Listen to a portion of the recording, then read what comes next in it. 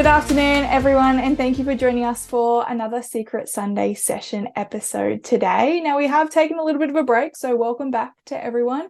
Fortunately, one of us went on a holiday and then decided to get sick. That was me, of course. So now we're going to jump back into our podcast once again and welcome Christina in today, because today we're going to be talking a lot about body image and also food freedom and what that looks like for people that may be struggling with an eating disorder, and some of us that aren't, that just go about our everyday life but still have these struggles that do pop up in our lives every now and then. But I'm going to introduce you to our special guest today, which, as I said, is Christina, who is an eating disorder dietitian. Welcome. Thank you. And thank you so much for inviting me on. I'm very excited and passionate about this topic, so I'm looking forward to chatting today. Amazing. That makes two of us, because once you start in this space and when you work in it, you could go for hours talking about it. You hit a topic and you could just go. And when you find the right people, it's great to connect and really share stories and be able to help other people along the way as well. So I'm also excited. So I do know a little bit about you, but one thing we do love to do on this podcast is, instead of me just talking about you, it's a perfect opportunity for you to share a little bit about who you are and what you are doing, so people know a bit about you. So Christina, what is it that you do and who are you? Yeah, so my name's Christina. I'm an eating disorder dietitian, and I specialize with helping people to feel normal around food and make peace with their body. So that looks like doing like one-on-one consulting with clients, and then also, I guess, providing that education through Instagram, and also showcasing a lot of my knowledge through that as well. But I come, I guess, from a background of having my own lived-in experience around going through an eating disorder and having my own body image concerns, which I think as anybody can relate to, having concerns around food and their body at some sort of stage in their life, given the society that we live in. So that's a bit around my kind of background. As I mentioned, I'm an eating disorder dietitian, so I really specialize in that space. And I guess my practice and the way that I do work with my clients is through that holistic lens of working with the mind and the body, not just, I guess, solely on like the food, but also trying to optimize how we can support our health through mind, body, soul, all those good things. That's amazing, and it's so needed in this space, honestly. If you don't mind me asking, if we have a look at your journey and unpacking a little bit about your eating disorder, do you remember the moments when you realized that you were going through your eating disorder and what that actually looked like for you? Yeah. So I guess if we kind of bring it back to, I guess, growing up and things like that, like I kind of look back on my childhood and I think like I definitely had concerns around my body, but it was nothing that I was actually fully aware of at that time. I just thought, what the thoughts around like my body and kind of, trying different random diets and things like that. Like it was all very normalized. So I never even saw, I guess, anything wrong about that. It was probably only until I got to, year 12 and was like finishing school and then started into uni, where I kind of started to realize like, oh, you can use food to, manipulate your body, which is actually like the reason that I got into nutrition, because I was so amazed that, oh, I could now use food to, make my body into this like idolized kind of thing that I had like put on this pedestal, which is actually, I think, very common for people that get into nutrition sometimes, is probably not through, I guess, the most healthiest way. But I guess through that journey, that's when we can learn, I guess, more of those things that are more important for our health rather just the way that we look. But yeah, I kind of started through that as I kind of finished school. I did, the standard 8-week challenges, things like that. Got into lost a lot of weight doing that. And I should probably say that before we even kind of talk about all of this stuff, is that I recognize my privilege as a white, I guess, idolized kind of in a body, in a very standard body size as well. So I just want to preface that before we get started. But yeah, I guess with anyone though, I've got my own experience through this. But yeah, as I was saying though, I started through doing these challenges, lost a lot of weight with that. I thought it was an amazing. And then with that, I guess came the kind of attention from people, also people commenting on like, oh my gosh, like, what are you doing? Like, give me your secrets. Like this is like such a good thing that you've, lost all this weight in a very unhealthy way. It was a very restrictive kind of practice and things like that. So that was kind of like my journey into it. I think for the first year or two, I didn't even realize I didn't actually think there was a problem going on. I was just like losing all this weight. I did a challenge after a challenge, just kept losing the weight because as most people on that have gone through a journey like this, you have this number in your head, you get to that number, but you're like, no, it's not good enough. I need to lose more weight. And it just keeps going and keeps going. And as I kept going, my body image got worse. I was more concerned around food. I wanted to, change more things about my body and everything like that. So that was my journey, I guess, like into it. Through that, I then, I guess, kind of then started to deal with the health effects that you do deal with as you do go through an eating disorder. So I was, I guess, seeking help for those things without, I guess, acknowledging that there was actually an underlying issue kind of going on. And then I guess like through that as well, I would say that I came to a place where I, gained a bit more weight because I realized at one point that I wasn't healthy. I was dealing with all these health impacts, as I said. And then again, I got to a point where I was like, I'm now too skinny and I didn't like the way that I looked. So I was like, okay, now I need to, build some more muscle because I still wasn't happy with my body. So then went through that kind of process, started kind of building that better relationship with food, but it was also just masked by me like convincing myself I was, putting on muscle to then make myself, look toned. So kind of, went through that journey. And then other kind of things in my life kind of happened, which then kind of relapsed me back into, I guess, that eating disorder again, which, as I said, initially, I didn't even think there was a eating disorder there or even a problem.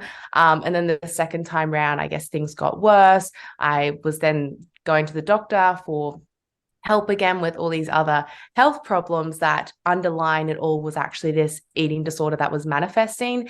And then it was only at that point where the doctor was kind of like started asking me questions around like food and my body and things like that, and kind of got me to start to, ponder around like, oh, maybe there is, an issue kind of here. And then kind of, went away from that and was like, okay, like I need to, work at this myself to, try and help myself, put on weight and get better. So I kind of like gave myself this like time period in my head of like, okay, I'm going to use this time to, put on weight and start to work on, building that better relationship with food and my body. But during that time, things only got worse because I was, again, doing it alone and I was, trying to get through it myself. Which is one thing, like for anyone on their own journey, I think support and reaching out to even friends, loved ones, or like health professionals online or doctors or whoever it is so crucial and important. And then, then I guess tried to recover myself, wasn't successful, and then got to a point where I was like, I actually need help. Like I was like, I had no kind of other option. And then decided to, I guess, kind of fully commit to recovery at that point, even though I would say for like a year, I was trying to recover myself, but didn't really get far with that. And then, finally made the decision to commit to recovery, go and seek treatment. It was also at a point where the doctor kind of gave me that option of like, you either go for an inpatient treatment or you like commit to getting like consistent treatment in the community, which I guess for me was a bit of like a wake up call that I needed of like, okay, I can't like just keep going along the way that I'm going because I'm not helping anyone. I'm not helping myself. And then, committed to recovery. So I guess going to treatment and trying to work through this, which was one of the most scariest things of my life, because I guess for me and my own experience, and I know, I guess with eating disorders, there is so many factors that play into them, body image, and I guess the fear of your body changing being a factor for most people. But in saying that, some people might not have that concern depending on what eating disorder they may have. But for me, it was a lot around my body. It was also like a massive fear of gaining weight, which I knew that if I committed fully to recovery, that's what would happen. So even when I made that decision, I was still not ready for it. I was so scared. It was, like one of the hardest things at the time. I thought it was the hardest thing in my like life that I had to decide to this, but looking back for it, I like wouldn't change it for the world. Obviously then, went through, I guess, my recovery journey, and saying that it was very up and down with my body image, with food, with recovery. Yeah, it was a kind of long journey out of that. But yeah, and then I guess even through that, I was kind of at a point where I was like, as soon as I, recover and I'm at a healthy place, I want to help others through this because I understand what it is like to be in that situation and what it feels like and all the thoughts that you have around food and your body and the fear around, giving up control that the eating disorder kind of provides for you, which is where my passion, and I think most people that do come into this space have that, I guess, lived experience, or they know someone close to them. So yeah, I guess that's where my journey is. And then over the years, got credited as an eating disorder dietitian, now working in that space, and very passionate about helping people, find confidence in their body and also feel normal around food, which, yeah, that's kind of the big story, how I kind of, here where I am at the moment. That's amazing. And congratulations on that journey, because honestly, like I know a lot of people out there can really relate to how hard it is and how hard it is to just choose recovery, let alone go through it. So congratulations on the place where you are today, because that's phenomenal. But in saying all of that, a common thing that we hear with people that are going through an eating disorder is this denial, in the terms that people can just not admit to themselves that they are going through an eating disorder, because it is hard. Sometimes that body dysmorphia steps in and people can't see it.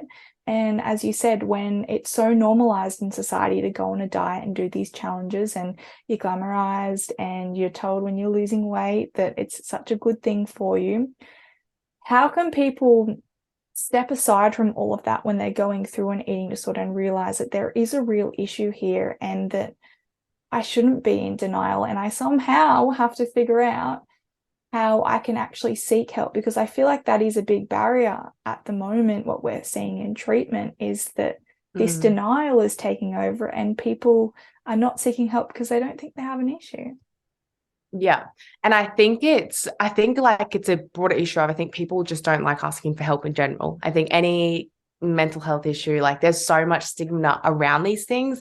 So I think the first step in actually asking for help for any situation, for anyone, is always going to be very vulnerable, and putting yourself in that position is not, I guess, very comfortable. So it's not something that is normalized in the broad kind of spectrum.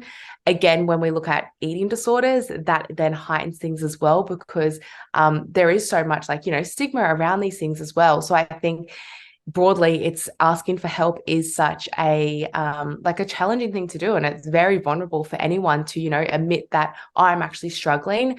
I think when we talk about eating disorders and I being in denial, I think that's I don't love using the word denial, but I would say that I guess sometimes you don't realize, I guess, the impact of kind of your relationship with food in your body, or potentially where someone may be at with it, which is what was in my situation. Was I kind of knew, I was like, okay, I've lost a lot of weight, I'm dealing with these health issues, but there's not a big issue, because in my head I thought, oh no, people that have eating disorders are this certain, they look this certain way, or they are, whatever it is, which then again is a barrier for people to getting treatment, because they're like, oh, I mean, I'm a healthy weight according to the BMI scale, which is a whole nother conversation. Yeah. But and so people don't they're like, oh, I don't have a problem. I am a healthy weight. My doctor, and as well, I think even with health professionals, doctors, and people can miss things as well if they don't know what questions to ask, and what things to, I guess, look into, because they might, I guess, look at a person and go, okay, cool. You look like you're a normal weight. How could you have a problem with food? Or, how could you have this issue? Which further then stops people from getting treatment as well. So there's so many factors around this. And I think your first question around what people can do around it is, I know for me, I was waiting till a point until I felt ready to take action, until I was at, as I said in my journey, I tried myself for, a few months, but things just got worse. And I think people want to wait till they are ready to take change, or until they're they kind of come to that conclusion, oh, something is going on. But I think wherever you are along your journey, like if you're having thoughts around like food or like, oh, I shouldn't eat that or I should eat this, or you, I don't know, you have a bad relationship with exercise and feeling the need to, constantly hit your steps and things like that, like wherever you are on your journey with food in your body, if there's any kind of, I guess, negative connotation around that, that's like something to be, I guess, curious about and asking yourself, like, oh, why am I, feeling the need to go to the gym 7 days a week or whatever it is, or, why do I feel the need to change my body to, look a certain way? Like, even just being curious around that, I think that can help you kind of to come to the conclusion, like, okay, maybe I can, look for help and things like that.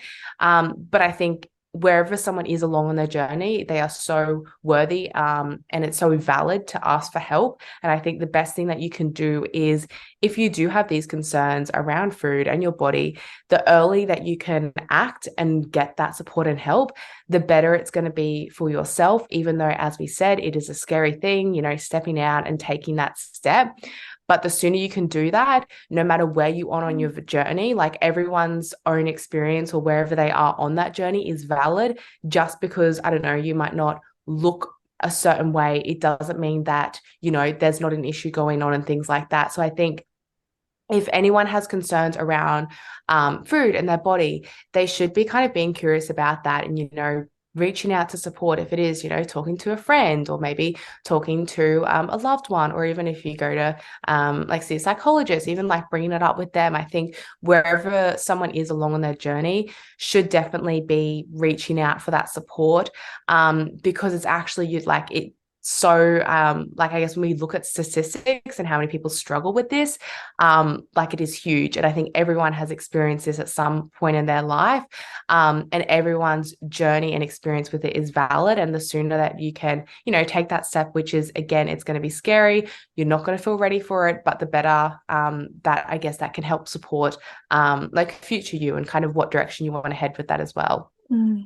I think it's really hard as well in the world that we're living in today, when we do talk about a lot of these normalized conversations around dieting and exercising. It can be really confusing for people to understand that fine line of what is classed as, say, an eating disorder and eating disorder behaviors, and what is just normal conversation. Because there is this whole world we're living in where we're comparing our lives to everyone else. And, someone might go a whole day without eating anything, but not have any thoughts around eating disorders or the behaviors associated with that. Whereas someone else would be really fixated and have to eat so much.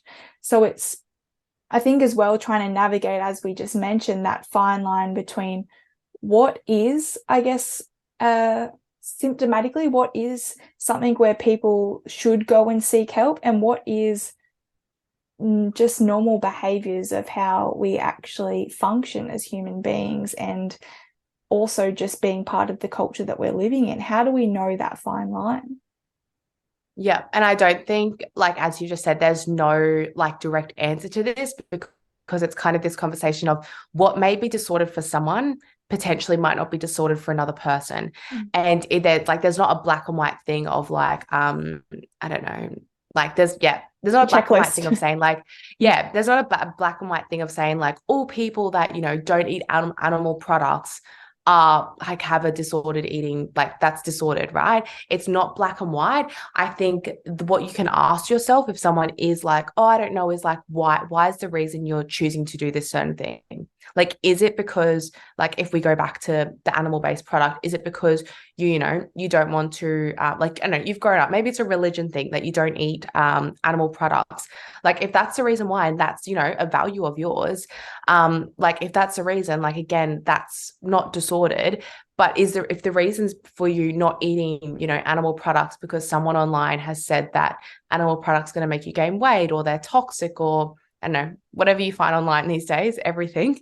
Like, again, that's where it's like, okay, well, then that's actually potentially going against your own values of, doing the best for your body. You're kind of taking what someone else has said, and doing it because you think that this is going to make your body potentially look a certain way or be a certain way. So it is a fine line, and there's no black and white of like, this is sort of, this is not, but it's also coming back to the intention to why someone's choosing a certain behavior around food and their body or exercise. Amazing. I couldn't agree more. And I mean, then we look at body image and the concerns that are associated with that, which, eating disorders are classed as an illness, a mental health illness, and body image concerns are not. They're not classed as an illness. So we hear it commonly that a lot of people do experience body image concerns in their lifetime, but what actually are they? Yeah, I think like if we look at body image just in general and kind of what that means, body image, I guess, is someone's thoughts, feelings, perceptions around their body. And that can be influenced from media, society, their childhood, trauma, lived experiences, like so many different things. When we kind of look at body image concerns, it's like a whole kind of opening a worm of cans. But when we kind of look at, I guess, body image and what are actual body image concerns, I guess it's anything that is, for example, if someone has any, like, again, beliefs around their body needing to change, or they're feeling down about the way they look because, they don't meet up to the society's expectation, or, someone at school told them that they, were, I don't know, didn't fit whatever the mold is, or whatever experience someone has been through. And has that then played a role then with their relationship to their body, where they are now feeling those negative thoughts towards their body? They aren't, going out to enjoy the dinner because they're worried about their body. They're not going on the holiday because, their body doesn't look a certain way and they don't want to go to the beach or whatever it is. If body image concerns are anything that is stopping you from living your life, and also anything that's impacting you like mentally as well, which again, it's that broad spectrum, and there's no like, this is the thing, this is not. But it's kind of like a healthy, I guess, relationship with your body. And I think that's what we can like pull on when we kind of look at these things, is like having a relationship with your body where it is a relationship where you're like, okay, my body is, the way it is, the way it looks. I accept that. It doesn't mean that every day you have to look in the mirror and, love your body, and you have to, say these positive affirmations, which, yes, for some people they're great, but for some people that's actually a real like stretch for them, and that doesn't actually feel authentic to them. But I think coming to a place where it's like, okay, I accept the way that my body is. I'm not going to try and change my body to look a certain way because that's going to, get me X, Y, and Z. But, acknowledging that, but being like, my body isn't going to stop me from moving through this world. My body isn't going to be the thing that is going to hold me back from, pursuing these other things in my life, or, going out for that dinner, things like that. So I think when we can look at body image and I guess what body image concerns are, or even an unhealthy relationship with your body, it's everything that's not, I guess, having that positive relationship with your body. Yeah, and there is a lot of talk at the moment around body image, and a lot of talk actually around positive body image, when we have a lot more messaging coming out for people to embrace all body shapes and sizes. And while this is very positive, do you think it is actually making a difference on the thin ideal, I guess, that I know I personally grew up with, but on people's body image, or is it actually causing more stress on people? I think, the body positivity conversation is like a tricky one to navigate, because some people will, like, I don't know, you kind of see the people online that might post, like unfiltered photos of themselves in the light of, body positivity and things like that. Which again, I think there's a conversation around like, is that actually just, I guess, continuing the focus on the body? Because what we're also trying to do, and as I just mentioned before, when you have a healthy relationship with your body, the focus actually isn't fully on your body. It's actually on like, okay, I acknowledge my body, can do these things. It can help me, walk and things like that. And obviously treating your body with respect by, nourishing it and things like that. That's definitely important. But it's also been like, I'm actually a whole person. Like, my body isn't the only thing about me, where the body positivity conversation, it's keeping the main focus on the body, which again, it's like a catch-22 of like, yes, we obviously want to, look at our body in a positive light, But there's so much more to life than just our body and just focusing on, our body being the main thing. So I think that's where the body positivity conversation can be a bit like tricky, because it's like we're still just trying to focus on like our bodies in that sense.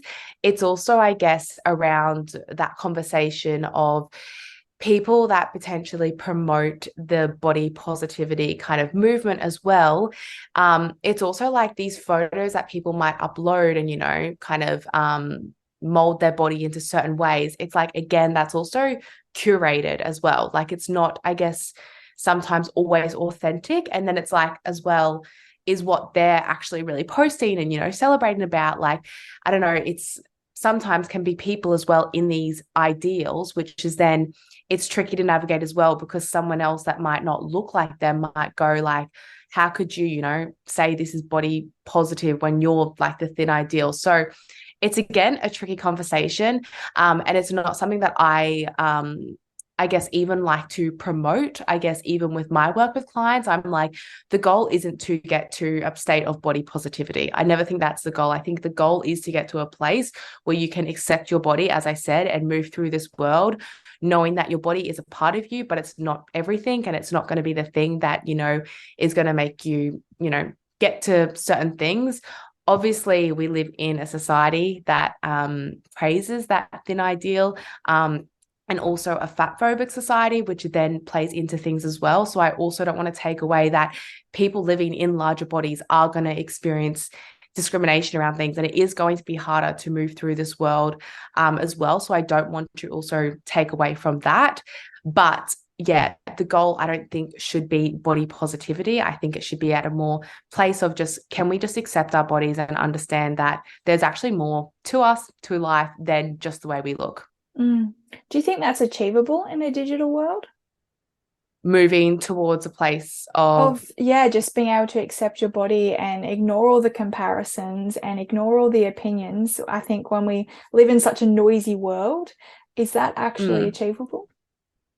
I think it's achievable for people to get to a place of, I guess, like body respect and things like that. When we talk about body image, I think sometimes it can also, like, I should say that it's not this destination point that you get to. It's not like, oh, I need to, hit this body acceptance and I'm fine, I'm good, I'm done. It's actually a journey in life, and it's going to be something that you continue to work and build on as you move and you get older and things change and things like that.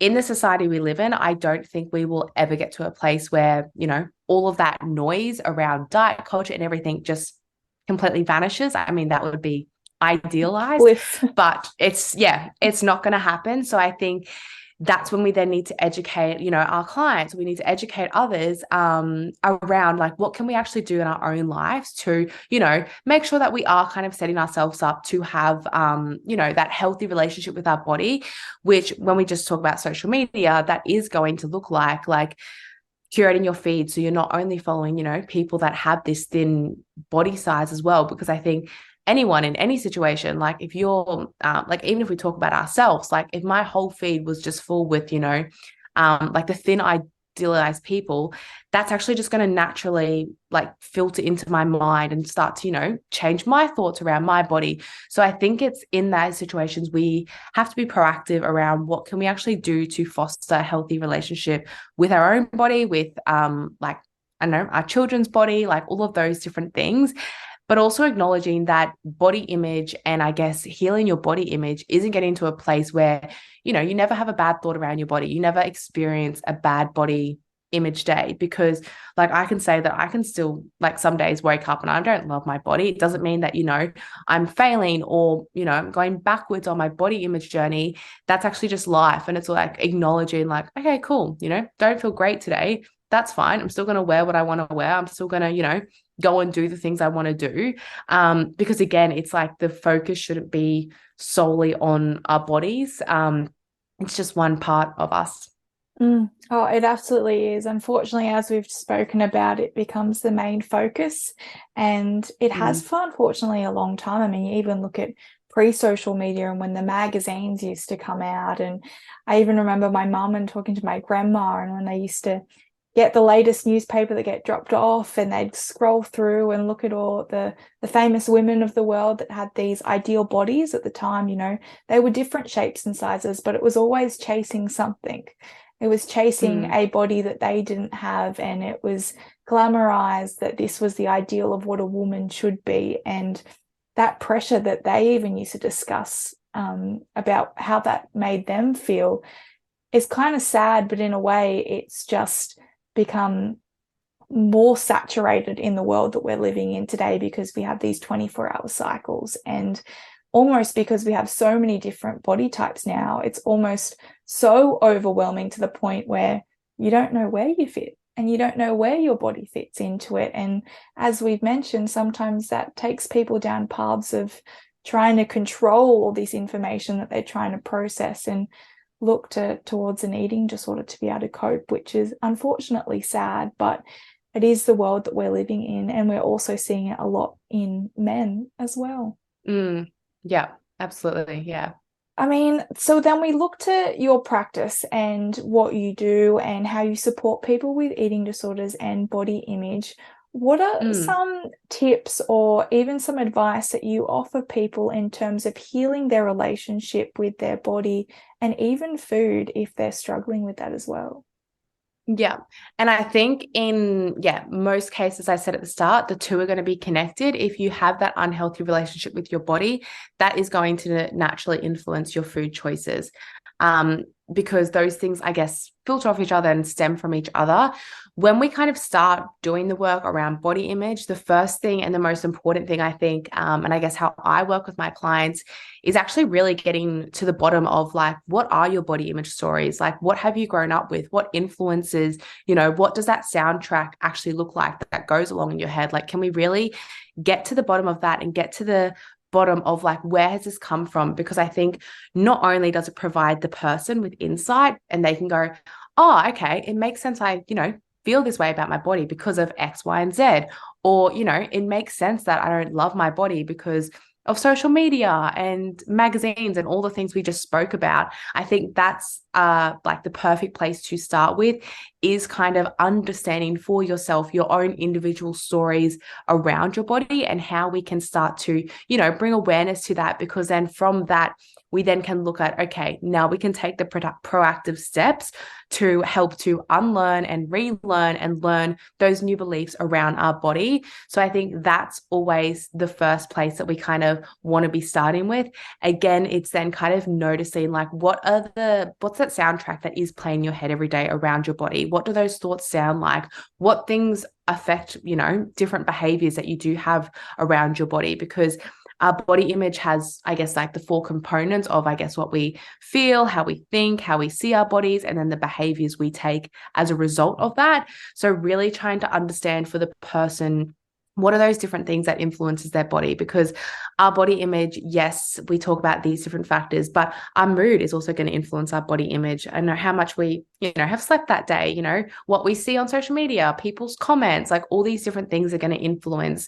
So it's really kind of bringing that awareness around that, understanding, I guess, what thoughts come up for the person themselves, because everybody is going to have different, experiences with their body, and then starting to understand and I guess challenge those beliefs and go like, okay, are these things, true, and are they like Bible, or are they just thoughts? Because I guess with food and our relationship with our body, these are just thoughts. And I think in general, like we have so many thoughts per day, doesn't actually mean that they are true. And that's where we can start to understand and, challenge these thoughts and actually start to reframe the thoughts and reassess, the self-talk that kind of goes on in our head throughout the day.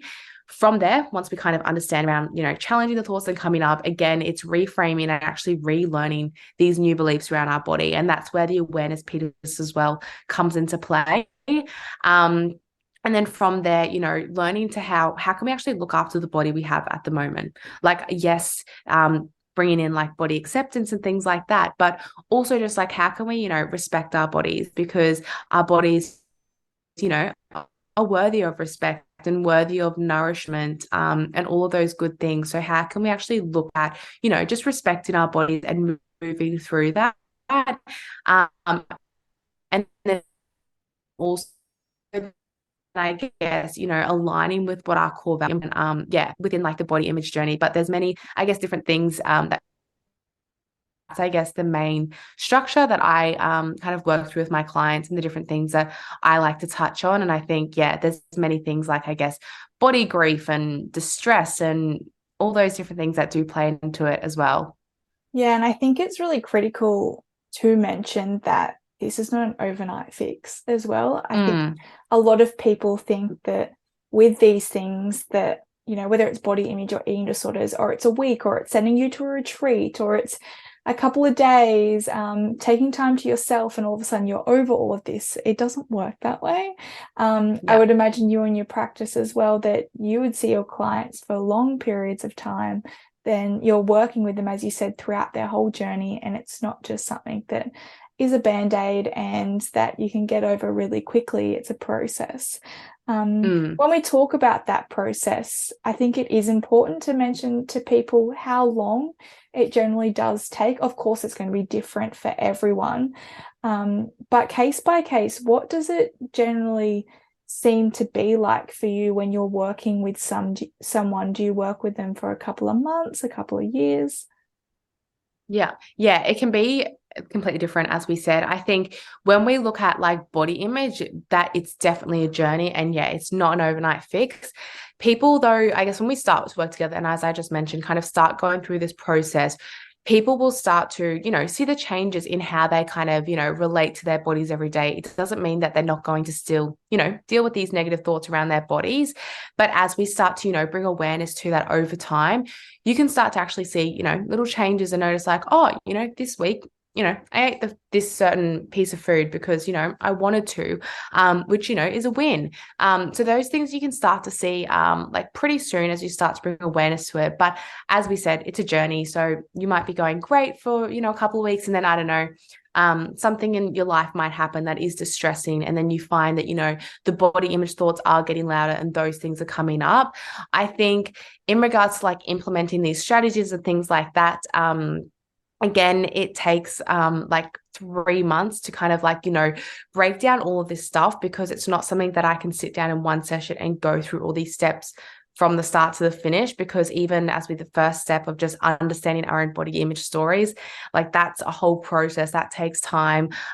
Even with some clients, I will give them, journaling activities and different resources to kind of go away and ponder on that. And then we catch up, again, the next week and kind of go through, how that's gone. So it is a journey, but I would say 3 months when you're kind of starting to see those changes. Yes, initially you'll see those like immediate changes, but in then saying that, it can take, up to a year or years on for someone to get to a place where they, are feeling like good about themselves, and they don't feel like that these negative thoughts around their bodies is all consuming. And I think even in that process, like something I teach my clients is a lot of skills around how do we actually tolerate like body image distress, because that's real and that's something that people struggle with. And that's like the distress around like, not their body not looking a certain way or grieving their certain body. And I guess when we talk about our relationship with food and even eating disorders, is when that distress comes up, that's when the control kind of mechanism kicks in, and the coping mechanism of like, okay, I'm feeling this way about my body, I'm going to change what I'm eating, I'm going to go to the gym, I'm going to do this thing, whatever it is. That's, I guess, that process. It's like, how can we actually, and I think this is important in, body image work, is like when those distressing thoughts come up, when those negative thoughts around your body come up, what can it actually look like to teach you to, sit in that distress? Obviously, as well, for some people, that level of distress, having I guess like the psychological input as well, is going to be really important. But also like, how can we learn to actually sit with that, and what can it actually look like to move through that without going to these other coping mechanisms that is going to continue that cycle around our body image. So that's where things like body checking and all those things kind of come into play as well. But yeah, it's not a black and white answer, but it is a process and it's a journey. And I think it takes time. And I think even on my journey, I was reflecting on this the other day of like, I can say I'm at the best place that I am, that I've ever been with my relationship to my body. But I have no doubt maybe in a couple of years, and as I get older and, more mature and wiser, I'll probably be like at an even better place with my body image, because I think it is that continual journey. And it's not like you get to a place and, that's it done. It's a continual thing as we kind of move through life and different experiences, that we gain more understanding around, and I guess more, self-acceptance, because that's where the acceptance piece comes in as well. It's actually, accepting ourselves for, who we are and who we've been born into this world to be. Amazing. And like looking at your journey, what do you think was the one thing that helped you get to the place that you are today? Yeah, I would think like definitely getting support. I think I'm the biggest advocate for, seeing a psychologist, getting dietetic support in anyone's journey. Obviously I am a dietitian, so I'm going to promote that, but I think it is so crucial, because having someone that can actually, keep you accountable, guide you through that is so crucial, and someone that you can actually, speak to and, divulge all your thoughts around this, because sometimes you might not feel safe to do it around friends or family, worried about judgment. And I guess then they have their own beliefs and their own, perspective of these things as well. So I think having support from someone who is qualified in this area and that can guide you through that, that was probably one of the biggest things that helped me, because it was actually a place where I could be truly vulnerable and actually, be able to be like, I'm struggling with this. How do I work through it? Like, I need help. I need that guidance. And yeah, really like learning through how can I actually just work on, looking at my body for how it is, as we've kind of spoken about this whole time, and not trying to get to this place of, loving my body. For me, when I kind of understood that as well, that was a key thing that I was like, okay, cool. Like, I actually don't need to get to this place of, body love and being obsessed with my body. It's actually just okay, to just see my body as it is. And I think when I started to, I guess, loosen like that goal of trying to get to this, destination, and just be like, oh, it is a journey, and every day, I'm taking the right directions and steps towards it, was actually when I was able to, move towards that place of, finding that body acceptance, and being okay with my body, the way it is. That's amazing. I love that. And I love that whole message almost of this podcast, is that it's a journey, it's not a destination. And I couldn't agree with that more, because it is, as you mentioned, you still have your bad days. I know I still have my bad days, and everybody still experiences that. And I wouldn't even say they're bad days. They're just days where you just need to check in a little bit more, and you just need to maybe take those safer options because you just feel like you're just uneasy and not okay, which is fine. It's something that, as we've mentioned, that life is one of those things that continually throws you challenges and continually puts you on this road that's up and down, and you just have to learn to navigate through it. But as long as you just keep going through it. And I want to just thank you so much for sharing all of your story today and everything that you've been through and what you're doing in your practice, and really starting this conversation with me about body image, because it is a big topic and it's something that's getting a lot of light right now in social media, as we've mentioned, which is, as we said, positive and negative. But I think, yeah, as we said, the one thing out of all of it is that you really should have those support networks around you, because this is an ongoing thing that you have to deal with. So thank you so much for bringing light to that conversation and sharing everything today. Yeah, no, wonderful. And thanks so much for having me on. As I said, I am very passionate about this topic. And I love being able to, help other people through their journey, with their relationship with their body, because I think, as we've said, the society we live in, like, it's very, I guess, normal to experience these concerns around your body and to not feel, happy, and empowered in the body that you're in, because of all these, different factors that play into that. So I think, yeah, if I can, help someone out through, talking about this on a podcast or sharing something on my social media, I guess my job's done. Amazing. I love that. And where can people find you? Yeah, so you can find me over on Instagram. My Instagram handle is Christina's Kitchens. And I have a There's website. some amazing recipes on there, by the way. I'm just yeah. Yeah, lots of food. So yeah, that's how you can find me. And then, yeah, I've got a website and things like that. But yeah, that's my main kind of things at the moment. And I actually do have some freebies around body image on my page as well, if people want to, get some free resources too. Amazing. Make sure everybody you go check them out. But yes, once again, thank you so much for joining us, and thank you to everyone else out there as well for joining us for another Secret Sunday session.